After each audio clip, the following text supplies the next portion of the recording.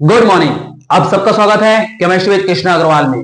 और आज के क्लास में हम पढ़ने वाले हैं संक्रमण तत्वों का चुंबकीय गुण, जो कि बहुत ही इंपॉर्टेंट क्वेश्चन में से एक है और आपके एग्जाम में इससे रिलेटेड क्वेश्चन पूछे ही जाते हैं। तो चलिए स्टार्ट करते हैं आज का क्लास।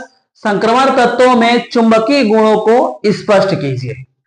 संक्रमण तत्वों के बहुत सारे गुण होते हैं, जैसे कि हम अपने लास्ट क्लास में देखे हुए हैं कि इनके रंगीन गुण होता है, संकुल बनाने की प्रवृत्ति होती है, इसमें उत्प्रेरक गुण होता है, उसके साथ ही साथ इसकी जो चुंबकीय गुण होती है ये बहुत ही महत्वपूर्ण गुणों में से एक है। क्योंकि हम जानते हैं सभी पदार्थों में चुंबकीय गुण पाया जाता है, जो किसके कारण होता है, उसमें उपस्थित इलेक्ट्रॉन की उपस्थिति के कारण सभी पदार्थों में चुंबकीय गुणों को देखा जा सकता है। इस आधार पर संक्रमण तत्वों के जो चुंबकीय गुण होते हैं उनको इन 5 प्रकार में बांटा गया है। जैसे पहला आप देखिए प्रतिचुंबकीय, दूसरा है आपका अनुचुंबकीय, तीसरा है लव चुंबकीय, उसी प्रकार चौथा आपको प्रतिलव चुंबकीय और लास्ट में मिलेगा फेरी चुंबकीय।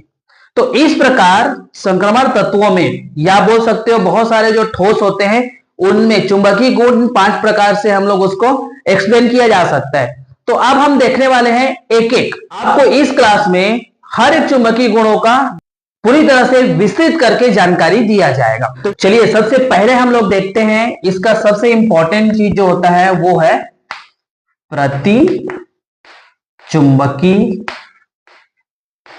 जिसको बोलते हैं अपन डाई मैग्नेटिज्म।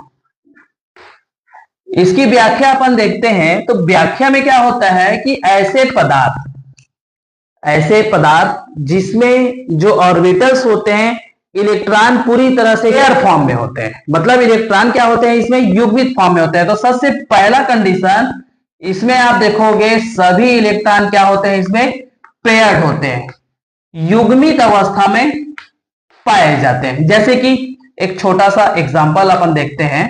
मान लेते हैं आपके पास क्या है सोडियम, ठीक है। सोडियम का क्या होता है 1s2 2s2 2p6।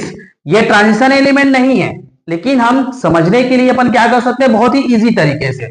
तो 1s2 2s2 2p6 और ये होता है 3s1। एटॉमिक नंबर होता है इसका 11, ठीक है। तो ये 11 हो गया। अब हम आगे देखते हैं इसी में, ये तो अंत में इलेक्ट्रॉन मौजूद होगा, लेकिन अब हम सोडियम प्लस में देखते हैं। जनरली हम देखेंगे कि संक्रमण धातु आयनिक अवस्था में क्या होते हैं, मैग्नेटिक बिहेवियर शो करते हैं। तो उसी का एक छोटा सा एग्जांपल हम दूसरे एग्जांपल से लेते हैं। अब ये क्या हो जाता है 1s2 2s2 2p6। जैसे कि ये हमारा s ऑर्बिटल, ये हमारा p s ऑर्बिटल और ये हमारा क्या हो गया p ऑर्बिटल। तो s ऑर्बिटल में 2 इलेक्ट्रॉन, फिर 2s में 2 इलेक्ट्रॉन। अब लास्ट में देखेंगे 1 2 3 4 5 और ये 6। ये जो p ऑर्बिटल दिखाई दे रहा है जो लास्ट में है, ये क्या है पूरे के पूरे इलेक्ट्रॉन हमारा पेयर्ड फॉर्म में है, ठीक है। तो ये सोडियम का एग्जांपल था। अब हम एग्जांपल लेते कोई भी एक संक्रमण तत्व का, ठीक है, संक्रमण तत्व या संक्रमण धातु का लेते हैं। जैसे कि छोटा सा एग्जांपल अपन ले लेते हैं कॉपर का, ठीक है। तो कॉपर का इलेक्ट्रॉनिक विन्यास या एटॉमिक नंबर हम देखेंगे 29 होता है। 1s2 2s2 2p6 3s2 3p6 4s2 और 3d9। ये हमारा अबव का कॉन्सेप्ट था, मेरे क्लास में जाके आप देख सकते हो लास्ट में। अब इसका रियल क्या होगा जो अबव के नियम को फॉलो नहीं करता है, 1s2 2s2 2p6 3s2 3p6। अब ये हो जाता है आपका 3d10 और 4s1। ये हमारा क्या हो गया है पूरी तरह से स्टेबल हो जाता है इसमें से एक इलेक्ट्रॉन लेके, ठीक है। तो हमारे पास देखिए सबसे पहला चीज ये 4s में है, ये हमारा डी कक्षक हो गया जिसमें कितने इलेक्ट्रॉन है 1 2 3 4 5 6 7 8 9 और ये 10। और एस में कितने इलेक्ट्रॉन है भाई 1 इलेक्ट्रॉन। इस तरीके से ये क्या है हमारा अनपेयर ऑफ इलेक्ट्रॉन प्रेजेंट है, लेकिन ये कॉपर प्लस कंडीशन में। किस फॉर्म में आ जाएंगे भाई, देखते हैं। 3d10 और 4s0। इलेक्ट्रॉन कहां से निकल रहा है, एस से, ठीक है। तो ये डी कक्षक हमारा क्या हो गया, पूरी तरह से पेयर्ड फॉर्म में हो गया। 1 2 3 4 5 6 7 8 9 और ये 10, और एस में इलेक्ट्रॉन हमारा निकल चुका है। तो इस प्रकार ये जो कॉपर प्लस है और ये सोडियम प्लस, ये दोनों के दोनों क्या कर रहे हैं, हमारा प्रतिचुंबकी डाई मैग्नेटिज्म गुण होता है वो शो कर रहे हैं। तो इन चीजों का विशेष ध्यान दीजिएगा। प्रतिचुंबकी जिसमें सभी इलेक्ट्रॉन युग्म अवस्था में होते हैं, पेयर्ड अवस्था में होते हैं। सबसे इंपॉर्टेंट पॉइंट यही है, युग्मित पाया जाता है। तो अब एग्जांपल से ऐसा समझ सकते हैं, बहुत सारे एग्जांपल हैं जिसमें कंडीशन क्या होगा, आयनिक फॉर्म में।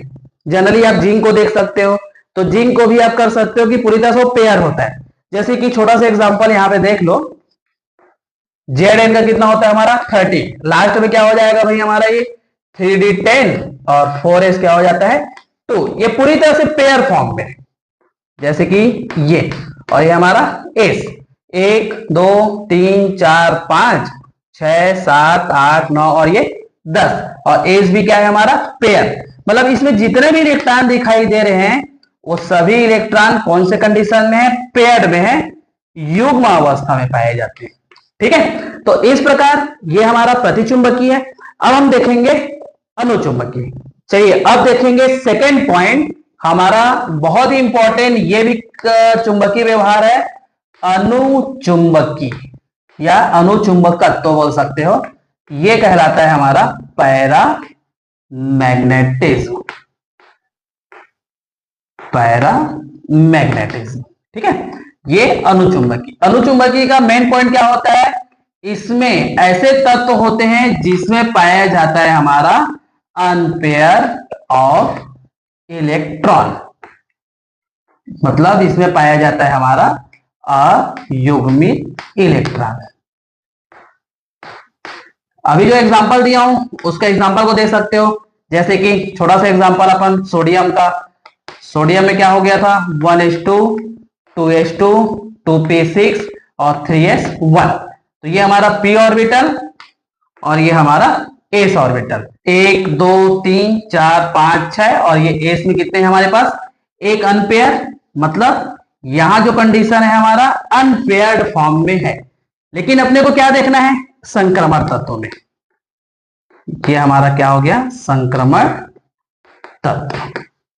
संक्रमण तत्व में अब कोई सा भी एग्जांपल ले सकते हो, जैसे कि स्टार्टिंग में ही अपन देख सकते हैं स्केडियम 21 होता है, 1s2 2s2 2p6 3s2 3p6 4s2 और ये होता है 3d1। अब देख लीजिए टोटल कितना हो रहा है, 2 2 4 10 20 और 1 21। लास्ट ऑर्बिटल्स अपन देखते हैं, ये s ऑर्बिटल और ये हमारा हो जाता है d ऑर्बिटल, ठीक है। तो s ऑर्बिटल में 2 इलेक्ट्रॉन और d ऑर्बिटल में हमारे पास क्या है, 1 इलेक्ट्रॉन। मतलब ये दोनों को अपन को देखना है, कंडीशन क्या होता है, एटलीस्ट एक अनपेयर्ड ऑफ इलेक्ट्रॉन अपने को क्या दिखाई दे रहा है, यहां पे मौजूद है।